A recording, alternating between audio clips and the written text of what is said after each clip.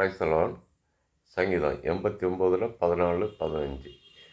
நீதியும் நியாயம் உம்முடைய சிங்காசனத்தின் ஆதாரம், கிருபையும் சத்தியமும் உமக்கு முன்பு நடக்கும். கம்பீர சத்தத்தை அறியும் ஜனங்கள் பாக்கியமுள்ளவர்கள். கர்த்தாவே, அவர்கள் உம்முடைய முகத்தின் வெளிச்சத்தில் நடப்பார்கள். நாம் கிறிஸ்துவின் நாமத்தினாலே அவருடைய சத்தம் எப்படி இருக்குங்கிறத நாம் அறிந்து கொள்ள வேண்டும். அது மட்டுமில்லை, அவருடைய வழியிலே நடக்கக்கூடியவர்கள் பாக்கியவான்கள். அவர்கள் வெளிச்சத்திலே நடப்பார்கள்.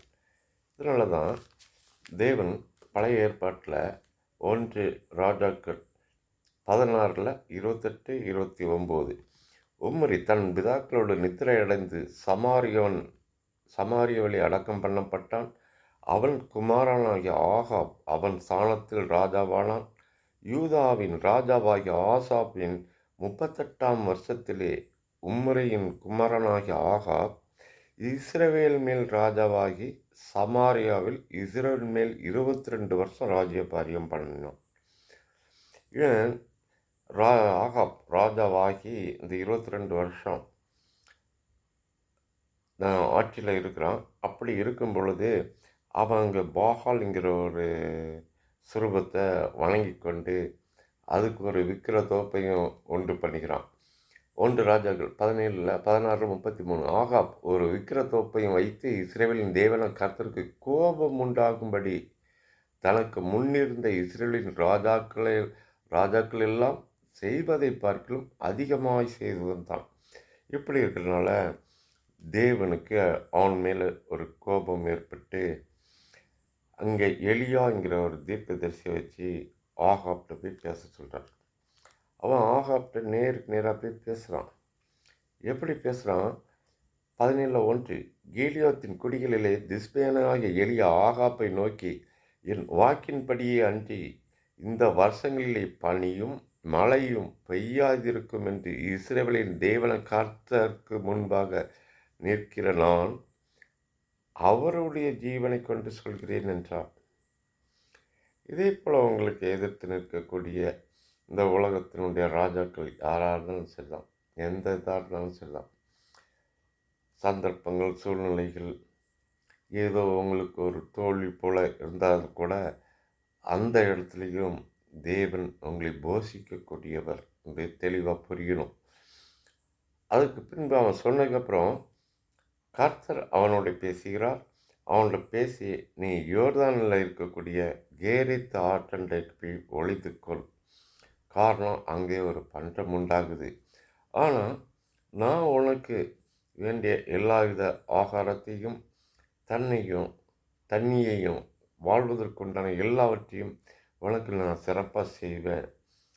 இதே போல தான் உங்களுடைய வாழ்க்கையில் நீங்கள் எல்லாராலையும் புறக்கணிக்கப்பட்டு அவமதிக்கப்பட்டு ஒதுக்கப்பட்டு நீங்கள் தேவனுடைய கிருபைகளை பற்றி பேசுகிறனால சாத்தனால் பயன்படுத்தக்கூடிய நிறைய பாத்திரங்கள் உங்களை அவமதித்து உங்களை ஒதுக்கியிருக்கலாம். இதை குறித்து நீங்கள் பயப்பட வேண்டியதில்லை. காரணம், இந்த உலகத்தில் எதுவுமே நமக்கு நிரந்தரம் இல்லை. ஆவி, இந்த ஆத்மா, நம்மளுடைய சரீரம் மண்ணுக்குள்ளே போகிறது, நம்மளுடைய ஆத்மா நம்மளுடைய சரீரத்தோடு வாழ்கிறது. ஆவி தேவன் கொடுத்தது, அது தேவன் எடுத்துகிட்டே போகிறது. இதே போல தான் தேவன் உங்களை நோக்கி சொல்கிறார், நான் உன்னை என் உள்ளங்கையில் வரைந்திருக்கிறேன். அதனால் நீ தேவன் சொன்ன பிரகாரம் அவன் யோர்தான் ஆற்றத்தில் போய் கேரித் ஆற்றண்டையில் போய் ஒளிந்து கொள்ளும் பொழுது அங்கே அவனை எப்படி போஷிக்கிறார்னு பாருங்கள். 17:4 அந்த ஆற்றின் தண்ணீரை குடிப்பாய், அங்கே உனக்கு போஷிக்க காகங்களுக்கு நான் கட்டளையிடுவேன். ஏதோ ஒரு ரூபத்தில் எந்த ஒரு பாயிண்ட்ஸ்லையாவது உங்களுக்கு தேவனுடைய கிருபைகள் ஏதோ ஒரு ரூபத்தில் உங்களுக்கு ரீச் ஆகிக்கிட்டே இருக்கும். சரி, அந்த நாதி கேரித் ஆற்றண்டை ஒரு குறிப்பிட்ட காலத்துக்கு அது வற்றி போய்கிறது. அப்போ அந்த இடத்த விட்டு நீ மாறி இன்னொரு இடத்துக்கு போன்னு சொல்கிறார். 17:9 நீ எழுந்து சீதோனுக்கு அடுத்த சாரிபாத் ஊருக்கு போய் அங்கே தங்கிரு. உன்னை பராமரிக்கும்படி அங்கே ஒரு விதவைக்கு கட்டளையிட்டேன் என்றார். அப்போ தேவன் நீங்கள் ஒரு நல்ல செல்வ செழிப்பில் எல்லா வகையிலும் சந்தோஷத்தில் எல்லாத்துலேயும் வாழ்ந்திருக்கலாம். நீங்கள் தேவனுக்குள்ளே வரும்பொழுது என் நாமத்தில் நிமித்தம் நீங்கள் அனைவராலும் பயக்கப்படுவீர்கள். அனைவராலும் நம்மளை யார்? உன் வீட்டாரே உனக்கு சத்துரு. இந்த மாதிரி நிறைய பேர் லைஃப்பில் சந்தித்து தான் ஆகணும். காரணம் தேவனுக்கும் உங்களுக்கும் உள்ள உறவுகளை பிரிக்கிறதுக்கு இந்த அன்புங்கிறத நீங்கள் யார்கிட்ட அதிகமான அன்பை எதிர்பார்க்குறீங்களோ அந்த அன்பை அவங்கக்கிட்ட இருந்து விலகிட்ட நீங்கள் துக்கம் அடைந்து கொள்வீர்கள். அதில் நீங்கள் சூசைடு வரைக்கும் கூட போகிறதுக்கும் வாய்ப்பு இருக்குது. இப்படி உங்களுடைய சரீரத்தை கொள்ளை கொண்டு போக சாத்தான் பல திட்டங்கள் வைத்திருப்பான். ஆனால் தேவன் நீங்கள் ஒரு முன்குறிக்கப்பட்ட ஜனம் என்பதுனாலே உங்களுக்கு நீங்கள் இன்னொரு இடத்துக்கு போகிறதுக்கு முன்னாடி அங்கே உங்களுக்கு உண்டான தேவைகள் எல்லாம் சந்திக்கப்படும்படி அங்கே ஒரு நபர் ஆயத்தம் பண்ணப்பட்டிருக்கிறார். அதனால் பயப்படாத, திகையாதே, கலங்காதே, நான் உன்னுடனே இருக்கிறேன். காரணம் தேவன் என் கை எப்பொழுதும் உன்னுடையனே இருக்கும் என்பது நிஜமாகவே உன்னை வலிமைப்படுத்தும். எஸ், இதெல்லாம் வாழ்விலே நீங்கள் ருசி பார்ப்பீர்கள். இதன் பிரகாரம் அவன் அப்படியே அந்த இந்த விதவை இருக்கக்கூடிய ஏரியாவுக்கு போகிறான். அது அந்த 10 அப்படி அவன் எழுந்து சாரிபாத்துக்கு போனால் அந்த பட்டணத்தில் ஒளிமுக வாசலுக்கு அவன் வந்தபோது அங்கே ஒரு விதவை விறகு பொறுக்கி கொண்டிருந்தாள். அவன் அவளை பார்த்து கூப்பிட்டு, நான் குடிக்கிறதுக்கு கொஞ்சம் தண்ணீர் ஒரு பாத்திரத்தில் எனக்கு கொண்டு வா என்றான். கொண்டு வர அவள் போய்கிற போது அவளை நோக்கி கூப்பிட்டு, கொஞ்சம் அப்பமும் உன் கையில் எனக்கு கொண்டு வா என்றான். இப்படி சொல்லும் பொழுது அவள் சொல்கிறான், ஏன்ட்ட ஒன்றுமே இல்லை, நான் செத்து போகக்கூடிய ரேஞ்சில் தான் இருக்கிறேன். ஆனாலும் கூட இப்போ இன்றைக்கி கடைக்குள்ள இந்த விறகை வச்சுட்டு ஏன்ட்ட இருக்கக்கூடிய இந்த அப்பத்தை சுட்டு சாப்பிட்டு இறந்துடலாம், அதாவது இந்த உயிரை மாய்த்து கொள்ளலாம் அப்படின்னு சொல்லும் பொழுது தேவன் அங்கே எப்படி உதவி செய்கிறார் பாருங்க. ஏற்கனவே இவன் ஆகாப்ட தீர்க்க தரிசனம் சொன்னதுனால ஒரு இடத்துல போய் தங்கின்னு இருக்கிறான். தங்கி இருக்கும் பொழுது அந்த கேரி தாற்றண்டையிலேருந்து காகங்கள் அவனுக்கு சாப்பாடு கொடுக்குது. அது மட்டும் இல்லை, அந்த நதிகள் அவனுக்கு தண்ணீர் கொடுக்குது.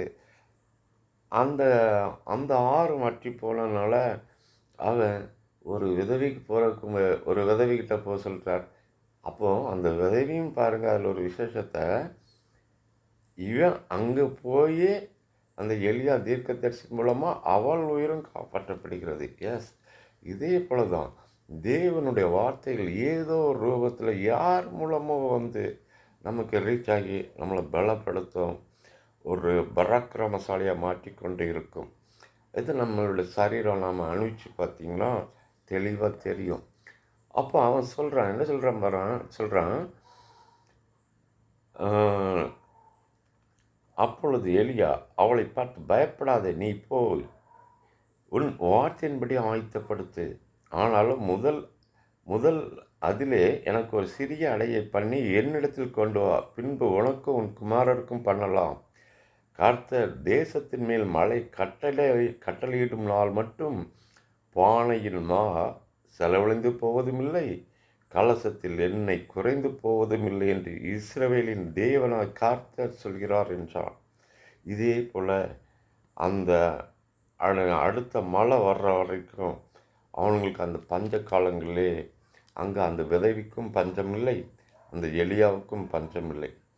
ஏன்னா அவங்க முன்குறிக்கப்பட்ட ஜனம், விசேஷமான ஜனம், தேவனால் நடத்தப்பட்டு கொண்டு வரக்கூடிய ஜனம். அப்போ இந்த உலகத்தை பொறுத்தளவில் நாம் தேவனுடைய வார்த்தையை கேட்டு அதன்படி நம்ம செயல்பட்டு கொண்டு இருக்கும் பொழுது, தேவனுடைய வார்த்தைனா தேவன் நீங்கள் ஏன்ட்ட காமிக்கக்கூடிய அன்பை இந்த உலகத்தில் எல்லாத்தையும் காமிங்க. அதுதான் தேவனுடைய ஆழமான கட்டளை. நான் உங்கள் மேலே எவ்வளோ அன்பாக இருக்கணும் அதே அன்பு நீங்கள் எல்லோரும் மேலேயும் இருங்க. இப்படி நீங்கள் இருக்கும் பொழுது இந்த வல்லமைகள் உங்கள்கிட்ட எந்த அளவுக்கு அந்த மாவு இருக்கோ, எந்த அளவுக்கு எண்ணெய் இருக்கோ, அது குறைந்து போகாது. எடுக்க எடுக்க ஏதாவது ரூபத்தில் வந்து கொண்டே இருக்கும். இதுதான் கிறிஸ்துவனுடைய கிருபை. இந்த கிருபை நாம் ஒவ்வொருவருமே பெற்று இருக்கிறோம். அதனால தான் சங்கீதம் 89 நமக்கு தெளிவாக சொல்லப்பட்டுச்சு. Praise the Lord. எல்லா மகிமையும் தேவனுக்குரியது. அந்த சங்கீதம் 89 என்ன சொல்லப்படுது பாருங்கள். கம்பீர சத்தத்தை அறியும் ஜனங்கள் பாக்கியம் உள்ளவர்கள். இந்த தேவனுடைய சத்தம் உங்களுக்கு ரீச் ஆகிருக்கா? கர்த்தாவே, அவர்கள் உம்முடைய முகத்தின் வெளிச்சத்திலே நடப்பார்கள். நீங்கள் யாருடைய வெளிச்சத்தில் நடக்கிறீங்க? உங்களுடைய பணம், பதவி, இல்லாட்ட பவர், இல்லாட்ட உங்களுடைய முன்னோர்களுடைய நேம், ஏதோ ஒரு நேமில் அப்படி நடக்கிறீங்களா? உங்களுடைய திறமை, உழைப்பை வச்சு நடக்கிறீங்களா? எல்லாமே எனக்கு என் தேவன் தான் சொல்லி டிசைட் பண்ணி நடக்கிறீங்களா? நாம் எல்லாமே எனக்கு தேவன் தான் சொல்லி நம்ம டிசைட் பண்ணி நடக்கும் பொழுது உங்களுடைய கொம்பு காண்டாமிருகத்துக்கு ஒத்த கொம்பாய் மாறும். இந்த காண்டாமிருகத்தினுடைய கொம்பு ஒரு செகண்டில் யானையினுடைய மண்டை 2 குத்தி பிளந்துடும். அவ்வளோ பராக்கிரம் உள்ளது. அதனால தான் தேவன் சொல்கிறார், சங்கீதம் 89:19, அப்பொழுது அவர் நீர் உம்முடைய பக்தனுக்கு தரிசனமாகி சாயனம் செய்யத்தக்கதாக ஒரு சௌரியன் மேல் வைத்து ஜனத்தில் தெரிந்து கொள்ளப்பட்டவனை உயர்த்தினேன். எஸ், எத்தனையோ லட்சக்கணக்கான மக்கள், கோடிக்கணக்கான மக்கள் தேவனால் அறியப்பட்டிருக்கிறார்கள். ஆனால் தேவனுக்காக உங்களுடைய நடவடிக்கைகள் எல்லாமே தேவனுடைய சாயலாக இருக்கும் பொழுது நான் உங்களை உயர்த்துவேன் என்று கிறிஸ்து சொல்கிறார். சங்கீதம் 89:19 பிரகாரமாக.